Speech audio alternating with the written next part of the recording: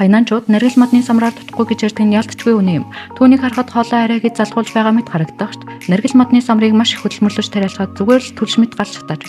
Гаднах ногоо хальс нь бүрэн түлэгдэж хар болсны дараа тэр даруй түлэгдсэн хальсыг хуулж дараа нь сүхээр хоёр хэсэгт хуваана.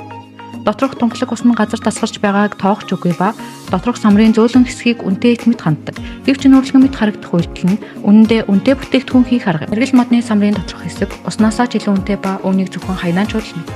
Эдгээр цагаан шүүслэг хэсэг нь самрын уснаас ч илүү үнэтэй. Арилгасан зөөлөн хэсгийг цэвэр усаар угаагаад машинаар нарийн ширхэгтэй нутаг болтол нь тэрэмдэнэ. Хатаагч машинаар үлдсэн усыг нь ууршуулж дараа нь бага температурт шахах аргаар шүүс шахаж байгаа мэт самрын тасыг гаргаж авна. Өндөр температур болон химийн боловсруул тэгдэггүй учраас самрын бүх шим тэжээл хадгалагдаж, байгалийн гаралтай өнөр нь хүртэл үүдэж, ус мэт тунгалаг, гялцсан тас гардаг. Харин молекулын онцгой бүтцэн 24 химээс бага температурт цасан цагаан хатуу биед болж хуурдгийг энэхүү тосыг хэрэглэж байсан хүмүүс сайн мэднэ.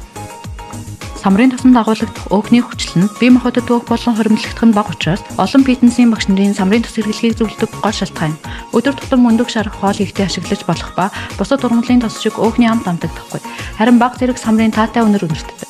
Гол нь түүний найрлага 100% органик учраас ахмад настан хүүхдүүдэд санаа зовлгүй хэрэглэж. Үний хувьд ч хүн бүрийн боломж нийцсэн бөгөөд самрын тос худалдан авахдаа гарал үүслийг нь шалгаж Хайнан мужийн Винчан нутгийн тосыг сонгоорой.